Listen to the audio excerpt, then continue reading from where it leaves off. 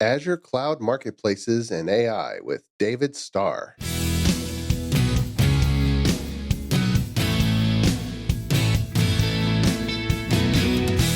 The Azure DevOps Podcast is a show for developers and DevOps professionals shipping software using Microsoft technologies. Each show brings you hard-hitting interviews with industry experts, innovating better methods, and sharing success stories. Listen on to learn how to increase quality, ship quickly, and operate well. And now your host, Jeffrey Palermo. Welcome to the show. I'm Jeffrey Palermo, your host for helping you and your teams move fast and deliver quality and to run your software with confidence in Azure, all while using everything that the .NET ecosystem has to offer. The podcast is sponsored by ClearMeasure, a full-service software architecture and engineering firm that serves companies that are building mission-critical software systems. Quick announcement, we're in a second year of my software architect forums. Signups for the next session are up.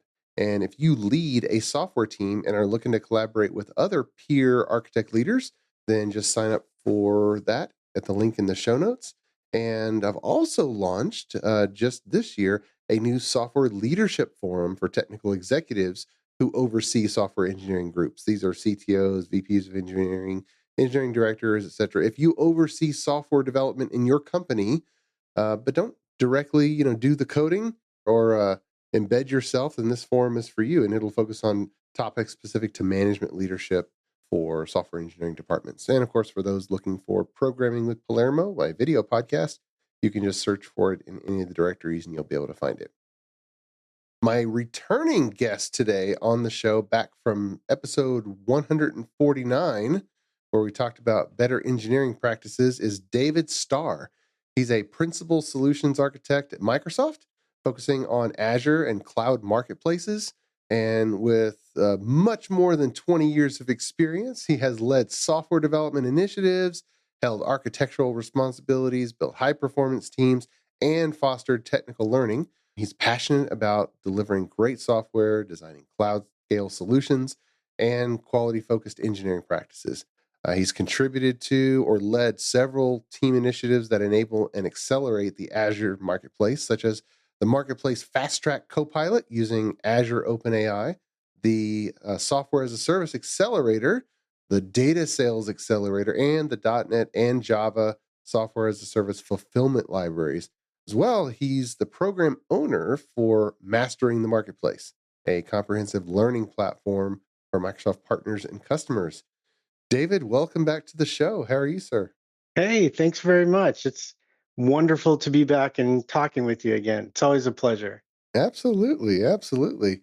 We had you on the show last on episode 149, which I think was the third year of the podcast and several years ago now. So glad to have you back. Yeah, it's great. And things have progressed over the last, what has it been, year and a half since that conversation. So maybe we can talk about some new things that have evolved in my world, particularly in the world of cloud marketplaces where people are now sort of by default selling their software solutions to others so that they run in the cloud and do that for a lot of different business reasons. I focus on the technical side of that, and there have been some advances there since last we spoke. Nice. Well, I want to ask you about that as we get into it. For those of you who haven't heard you speak or kind of been introduced to you, why don't you take us back in time a little bit? Because right now you're in a role where you're building capabilities that a lot of people are going to use to, sell their own software. But you spend a lot of time in the seat of a coder and in the seat of a lead architect, and you've managed people along the way.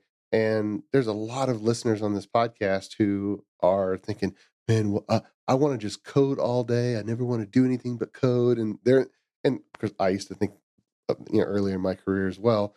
But do you remember what was the turning point in your progression where you thought, you know what? I kind of like this leadership thing. I kind of like this strategy thing, this solution architect thing. What were some of the turning points?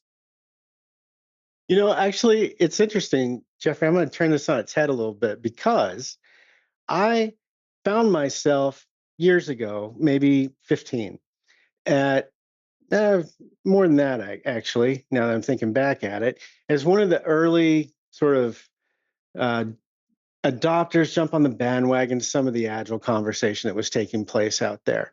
And I did that fairly early on because my team that I was leading at a company focused on healthcare had about 40 technologists involved in that work. And we were looking for a way to build software better. And at that time, I was director of engineering for that company. And we were looking for something. And so we tried various methodologies that were more formal. UML didn't cut it, never did, never will, that sort of thing. But we ended up inviting Jeff Sutherland to the company, who was one of the co-inventors of Scrum. And he came and talked to us, and we thought, we're going to give this a solid try. And so we really did. And it worked. It didn't work at first, but it worked eventually. And because of that relationship, I sort of found myself talking with others about the success of that over time. And then I found myself teaching a little bit about it. And then I found myself, really getting more involved in that community. I ended up doing two things there. One, I was the program chair for software craftsmanship practices at the Agile Alliance for a couple of years. And then I worked with Ken Schwaber, the other co-inventor of Scrum, at scrum.org for a while. And there I was working on, let's define some engineering practices that go along with complementary practices that go along with Scrum to make teams successful. Because it's not just all about standing in front of a board, right? We have to actually perform at the end of the day. And there are very specific technical practices we can bring to bear to make those things better. So there, I was able to incorporate some of that into curriculum and then into certifications through scrum.org, which are still going. And that was sort of where I got to with that. Now, the biggest transformation I personally had a hand in was at GoDaddy. And I spent 3 years at GoDaddy as their director of technical learning, but I sort of had a side job, and it was, can you get 1,200 engineers to deliver on a cadence? That's a lot. That was a big side job. And of course, I wasn't alone in any of these efforts, to include all the things that you mentioned at the beginning of this show, by the way, all those code projects. But at any rate, it worked. And over the course of 3 years, we went from very different teams, very segmented back end, front end, teams, to still having those sorts of structures in place, but delivering on a 3-week cadence across the entire organization, which created just so much more predictability and increased our throughput as an organization. It was really a rewarding experience to be part of that one. And maybe I'm prattling on here, but the last thing I'll mention is that after that, I'd spent so much time in management and those sorts of positions that I thought, I really miss tech. I miss it so much. And I went back to Microsoft to work as an individual contributor for a bit to reground myself. This was when Azure was really hitting its stride, and I decided I really need to ground myself here. And so I went back and found a good position at Microsoft, enabling me to do that.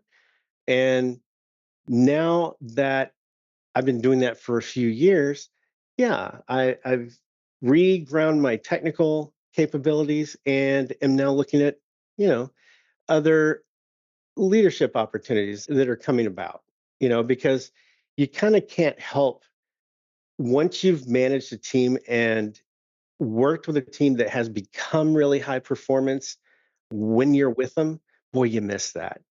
You know, it's really fun to be part of an organization, particularly in a leadership role, to bring about that kind of change. So that's really fun stuff to me. Awesome. Awesome. Well, you kind of fast forward into back at Microsoft. I would bet that there's quite a few listeners who don't really know what the Azure Marketplace is beyond just oh, I can use something to templatize and set up something. But Sure. so maybe help us understand what it is and who really would benefit from publishing in the Azure Marketplace. Certainly, certainly. Well, we have a lot of different, what I'll say are partner profiles. We talk about folks who sell in the marketplace as our partners. And we have a lot of different types of partners who are very successful selling their software out there. And what does it mean to sell your software in a cloud marketplace? And this is not unique to Azure. You can go out to AWS and GCP and you can find a place to purchase software solutions, either what are considered first party, that is, Microsoft creates them, or third party, they're brought by a partner. Now, you're probably all very used to, regardless of which stack you're on, Azure, considering the podcast here, going out and creating a new virtual machine, right? It's something that simple. Well, that takes place, that transaction, through the marketplace. And just as Microsoft is able to publish services and products out into Azure, so can third-party partners. And so a really, simple example, if you've ever gone out to Azure and provisioned a Mongo database, that's from Mongo, right? They did all the work to integrate that into Azure so that you could actually, with a few button clicks, deploy that Mongo Atlas database system. And taking that in a different direction, if I am, for example, an organization that builds very specialized software for a given industry vertical, I can put my stuff out there and sell to more people. I get a different sales channel. And that is hugely valuable for a lot of organizations, particularly, oh, I used to think almost exclusively, but particularly smaller ones who are trying to get a bigger footprint out there in the world and expose their software to more people. And maybe they don't have the sales pipelines, maybe they don't have procurement pipelines in a smaller organization. And so these cloud marketplaces are really excellent ways to bring your product to market and be able to sell. And you can do that without a sales organization, and that's an amazing thing. So that's happening quite a bit. But then the bigger players like Mongo also see the benefit. They're doing very well selling their products in that way because people don't really want to install on the machine under my desk anymore, you know? Right, right. Not even for a test environment. So I know it's primarily for selling. Do any organizations use it just as a templatized, automation tool, or is it exclusively for selling Azure resources and configured in a certain way? Well, the marketplace itself is indeed for selling your software to the world. But, I know how, because I listen to your show, by the way, so I know the sorts of conversations you enjoy having. How do you operationalize something like that? And one of the things that I was really taken by surprise with is the number of organizations that are willing to invest in talking to our admittedly somewhat complex APIs in order to operationalize with the click of a button the publishing of their offer. So, an example of this might be that you sell your solution as software installed on a virtual machine. So, I create a new Azure virtual machine, I install my software, I generalize it, I put it up into an image gallery, and then I sell it. And there are a lot of bits and pieces flying around that, the marketplace infrastructure itself, to integrate into, which you can do all of this by hand. But if I am a Mongo, or some company that is pushing frequent updates to my product, I don't want to have to go through that by hand every time. So they actually are willing to invest in our publication APIs to just streamline all that, just make it happen with a click of a button out of their release build pipeline. So that's been interesting to watch. That's matured over the last couple of years. So Mongo is a great example. So Mongo can say, I've got a new version of something, and I've got, Hmm. all these people who've initialized a Mongo database server. Does Mongo publish those and have to wait for the customers to say, okay, I'll accept? Or who has Mm. full administrative rights to that Mongo database? Now, interestingly, it depends on the offer type. There are 4 types of what we call transactable or sellable offers in Marketplace. And you might choose to, as a publisher, you might choose to take control of that experience. I'm going to push an update to you no matter what. You buy my product, I'm in charge of pushing the updates to you. However, there are other models that allow a customer to be in charge of that as a pull. So they might get notified that in a container offer, for example, we've got a new container available. Do I want to pull that into my AKS cluster? And if I do, I can do that with a command line. And if I don't, then I can wait maybe until the next iteration of that container comes out, should I choose to do so. So, yeah, we support both models depending on the offer type. So, when you're talking SaaS, which is by and large the most popular form of selling software these days, then it really is in the hands of the publisher, right? The customer kind of doesn't want to know too much about those updates because, as you know, they should be happening very frequently. They should be smaller rather than bigger updates typically. And you don't need to see every iteration. I would like to have as a customer a change log, of course, and all SaaS products typically provide something like that.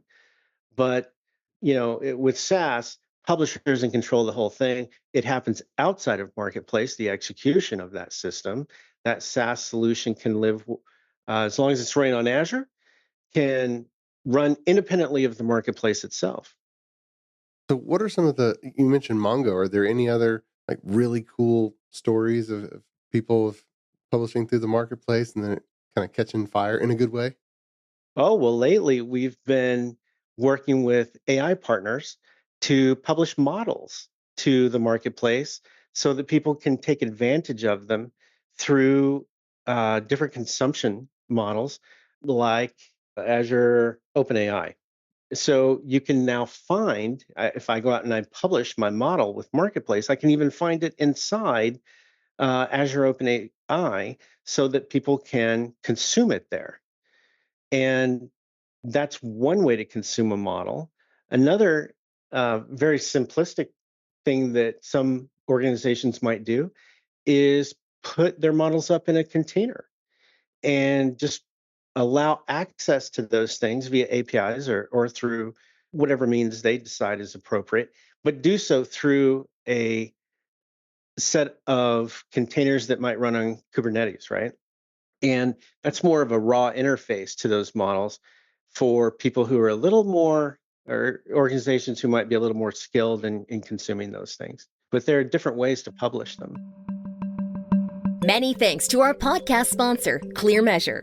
ClearMeasure is a software architecture company that empowers clients' development teams to be self-sufficient, moving fast, delivering quality, and running their systems with confidence. Whether starting a new project or developing new technologies or techniques, ClearMeasure sets up your team to deliver world-class results. Learn more at www.clearmeasure.com. ClearMeasure, empowering software delivery. ClearMeasure is also happy to be a sponsor of the video podcast, Programming with Palermo. Watch, learn, and program alongside Chief Architect Jeffrey Palermo. Videos are added weekly and available on syndicated locations supporting video podcast or by visiting palermo.network. Tune in today.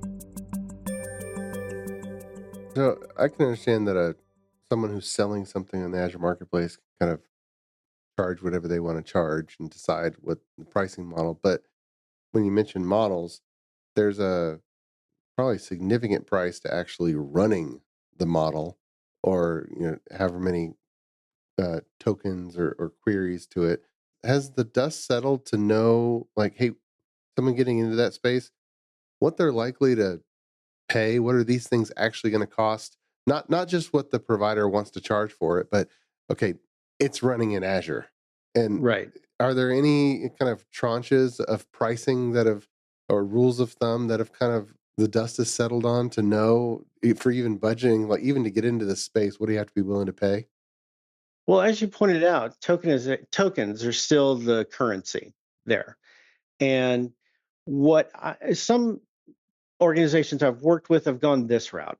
They want to bill their customer upfront for, let's say, 1 million tokens over the course of 6 months or what have you, whatever time period is appropriate. And so they'll go ahead and do an upfront charge, a one-time payment of N number of dollars for N number of tokens.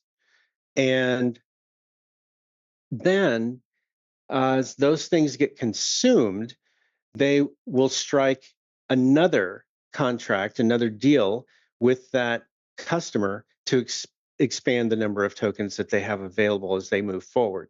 So, it's a consumption-based model in that way. And how do I, as a customer, predict the amount of money it's going to take? Well, it's like any other service. I need to be able to project the usage that I'm going to have based on whatever factors are in my organization. If you're using an AI model to feed an application inside your company that's going to be used by an entire, let's say, 1,000-person customer service, telecom sort of thing, then you've got a bunch of people that are going to be accessing that thing every day, right? And you should be able to, at least by mining some of the data you have today, predict the amount of traffic you're going to be sending into this new application. And that will give you the ability to sort of forecast what's my token consumption going to be. And that's from the customer side. So I did a quick lookup for GPT-4, and it looks like you get $30 for 1 million input tokens and $60 for 1 million output tokens. So then to estimate, is a token a word, a text word? No, it's not. It's not.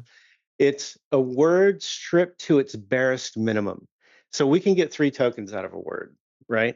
Or we might take a word and skip it Okay. in the model. So it's not exactly par word to token, which is kind of funny for being able to predict costs. So it'd be great to have a calculator that just put in an English paragraph and say how many tokens is this going to be. Oh, you can do that with the Azure Open AI service. Okay. Yeah, if you want to test out a model, that's a great place to go do it. You go out there to that service, you deploy one of many models that we have available out there: Llama, GPTs, some of the Phi, models from Microsoft, and you can play with those out there. And one of the things that playground will give you is a correlation between the number of tokens you're using and what you're getting out of the system. But it's so you might skip them, but I'm wondering if it's closer to a 1-to-1 token per word than it is to a 2-to-1 or 5-to-1 tokens per word. Yeah, I'm It's searching for. usually one per, but you get compound words with multiple meanings. Yeah. And they like the classic example, I think, is hamburger. Okay. That splits into initially 3 tokens, but we drop the ending up with 2. 2 tokens. So And so that's how it's somewhere stored. so somewhere Yeah. maybe somewhere between 1 and 2 tokens per word. Again, it I'm just trying to depends on the word. simplify. The I know. English language itself, I don't know how to break that apart. Yeah. I'm definitely not an AI expert, I'm afraid. So if it's $30, 90. So for 1 million input and output tokens, you're at $90, and then you gotta say, okay, what's my likely question and answer or input and response back, and then how long is 1 million tokens going to last me? Mm, That's still. that's the question. I mean, everybody's got to figure out what it's likely to cost before putting something in production, and then oops, we got our first bill. Well, or piloting something, right, across a smaller cohort in your org. You can do that as well. But yeah, that's a good point. we need to think about consumption of AI no differently than we think about consumption of other resources like, IaaS VMs. You typically will sit down and think through, and we even have an Azure cost calculator for architects who are doing this, right? You go out there and you say, okay, I want this SKU of VM. I'm going to run it at this load, and I'm going to run it for this amount of time per day, week, month, what have you. And you get a projected cost from that. And same exact model needs to be true when we're talking about consumption of these AI solutions. Now, you mentioned providers that are uh, selling or licensing their own model. So these are companies that have done the work to train a model and choose the data to push into this model and label that data however they choose to. And so tell me if I'm thinking about this wrong. When selecting to buy or use one of these models, is it true that I'm basically deciding who I trust to have selected the data that I believe to be relevant and to have faithfully and properly labeled the data that they've trained the model with? Am I thinking about that right? I think so. I think that's a very valid way to think of things because you would have those same exact questions before you bought into a security solution or before you bought into a SaaS solution that you're going to deploy across your organization. And there are concerns of trust, reliability, and all that good stuff. Because these third-party providers, they're going to have, when I buy the model, am I buying just the file, the data file, and then Azure OpenAI is operating on it? Or am I buying a Azure resource that now they also have code that's executing as well? Yeah, okay. So that is back when I mentioned earlier that some organizations will sell their model access and they put it on containers. That's more of the model that sort of organization is going to use, meaning they're giving API access to their models, right? Okay. And you're not going to be accessing them directly. You're going to be going through a set of APIs. And even though that's true under the covers with Azure OpenAI, that's a service that just lets us play with models directly. That's its intent, right? Gotcha. And so I think you get a split of both, but in many of the smaller organizations that are coming along in publishing, they are going the API access route because they can control things more distinctly around not only model access, but they don't want people to be able to download the model, for example, Yeah, so they directly. can't give the file really, because then boom, now you Right, got the whole right. thing. Okay. So really, trust is huge because if there was, a security flaw with them, or if there was code that was sniffing what I was sending, the prompts to the model, they could potentially, be funneling that off somewhere else. If it got I a think hack. it's like this. If I publish a containerized solution into my customer's tenant, Mm-hmm. because that's how container offers work. You buy it, it comes to my AKS server. Now, I have access to the IP that's on that container Yeah, that's right. because it's running on AKS, my AKS as the customer. Right. So what do we do about that? Well, there are a lot of obfuscation sort of techniques that people put around their models so that they can't be accessed in any way, even in that environment, because all access is through a layer. Mm-hmm. And the other thing people do is they deal with it contractually. And there's a rich capability of custom contracts within the marketplaces, typically, all of them, I think. And you can put legal constraints around how you deal with things like that. Gotcha. So you know that you can protect your IP even if it is at a legal level. Okay. Now, for the scenarios where someone's going to build some custom code that uses a model and funnels in some data to get some responses back, you know, that's still requiring kind of like a development visionary to think, okay, we're going to deploy it and we're going to use it in a certain way and come up with the idea. But have there been some cool Gen AI appliances come into the marketplace where you can just kind of drop it in your existing application and have a data stream just kind of being sent? Have those emerged yet? I think what you're describing, and I think that is probably level two. Okay. Yeah, I think that's where we're very likely headed. We have a particular offer type that allows deploying any Azure service as part of my solution into the customer's tenant. And then I, as the publisher, will maintain that solution, even though it's running in your tenant. You, as the customer, get read only access to all of those things, just so that you can see them and make sure we're not doing anything nefarious, right? Mm-hmm. But the runtime costs belong to the customer. And in that world, you can add any service, any Azure service that you'd like into your solution, which you can put in front of your models, which can put in front of your AI experience. I would even say it that way, Mm-hmm. because then you can use things like data services to really process large amounts of data through systems like that. Okay. And those would all be Azure native services.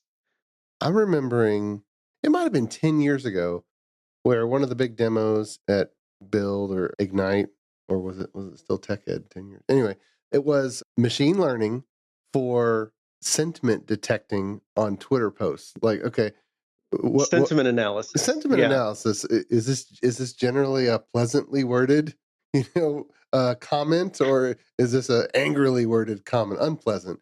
And that was pretty cool. And I'm thinking, well, shoot, there's so many comments, support tickets, so many things where someone is going to, make a comment in some type of system that surely somebody by now could make an appliance or a canned little API or component that is just sentiment analysis, and someone could literally drop it in to the UI of their application, and it's like just like a NuGet package. Just like, hey, what's the You sentiment of know, this? What's the icon? But behind the scenes, it's funneling it through a very targeted model that just knows how to do that. and that's exactly the model that Azure tries to enable with our Azure. I believe it's everybody who's passed AI 900 certification exam is going to know this, and I don't. And that is the official name of our sentiment analysis service. But it's like an Azure text analysis service. And it's incredibly simple to take advantage of these Azure services. They're not all Azure Open AI, and they're not all Open AI at all, Hmm. right? Microsoft still has a very large selection of AI and AI complementary services out there. And you can do sentiment analysis in 20 minutes with a nice article. Jeffrey, I know Yeah. you could pull that off. Well, probably so. I'm just thinking from a product perspective, maybe some of the .NET component vendors. It's like that would fit nicely if you're looking for UI controls and you see a list of icons that are, happy face, sad face, and it's like, oh, it's just a UI component. Here it is, wire it up, Azure Marketplace, blip, blip, blip, and you have like the tiniest of model, because if all it has to do is sentiment analysis, you don't need it to be trained on, you know, all the books in the world. It just needs to, the English language, or so it seems like some of those things are ripe for being in the catalogs of UI component vendors. I think that is a very insightful thing to say. And some of the smaller models, like I don't know if it's Fee or Fi, I think it's Fee from Microsoft, are quite small. And GPT just came out with their, I believe it's 4.0, not Hmm. 4.0, but 4.0 model, which is also quite small and is exactly used for these sorts of scenarios. I don't know about the lovely componentized experience you're talking about. That's probably around the corner. Yeah. I haven't seen it myself, but I know that obviously when you have a very small thing that you want to deal with, you'd like to bring the model local, right? Because it's not that big a deal to bring a model local. As you pointed out earlier, the cost and the expense is not in hosting one of these things and using it, it's in training it. So that's already been done for you. Yeah. And bringing those things in closer to the user's fingertips is going to have a lot of advantage. Yeah, cool. So as we wrap up, if someone has an idea and realize, oh, shoot, I could just put my thing in the marketplace, what do they have to do? Do they have to have, all these PowerShell automation, set up the stuff automatically, scripts? How do they get to the table to be able to even just, have it listed in the marketplace? Well, here's what I would say. If you're doing it for business reasons, you would look at it strictly from an economic standpoint. And I'm sure that a lot of organizations come at it from that way, and that's probably good. But we as technologists, once you get involved in that picture, have a little learning to do, because you have to learn how to integrate your product into our architectural deployments, or I should say, into the architectures of our deployment models, right? So as I mentioned earlier, we have 4 different types of offers. They are managed applications, SaaS, virtual machine, and container, right? So you need to know the basics of your own product within those constraints. But of course you will. You wouldn't be trying to put a container offer in if you didn't know anything about containers. Yeah. So you've got to figure that part out. But then you also need to figure out the wrapping of the marketplace around that, how it works, kind of. And I mentioned those people who are automating those processes, and they really have made an investment in understanding the platform. And not everything needs to be done that way. In fact, most aren't. Most are done by hand. When you go to configure your customer's account, or when you go to set up or provision new services for a new customer, not everybody automates that. Okay. And that's okay, right? That can come after the initial licensing. And then you actually start charging for the service after it kicks off. But back to your, I'm sorry, I went on a little diatribe there. The question that you asked was, what do I need to do? And what I would suggest is that a large part of the last couple of years of my life has been building out a site that I hope we can get in the show notes. It's aka.ms/mastering the marketplace. And if we go out there, you'll find about 130 videos, hands-on labs, sample code, all that good stuff to help you along your implementation journey. And we cover all the offer types plus a lot more.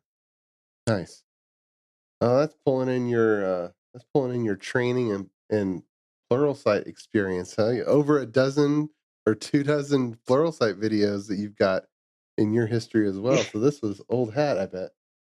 It's funny. My Pluralsight experience, I've been doing that for many years. In fact, I remember the day we decided to go from an ILT, in classroom experience to online. And we were all sitting around in the founder's basement talking about this, Aaron Sconnard. And they said, this is what we're going to do. And we all said, that'll never work. What are you thinking? That's crazy. And it worked?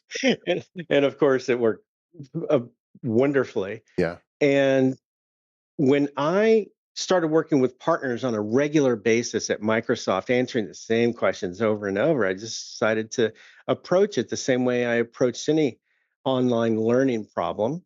And the result is what you'll find out there if you want to get started yourself. Very cool.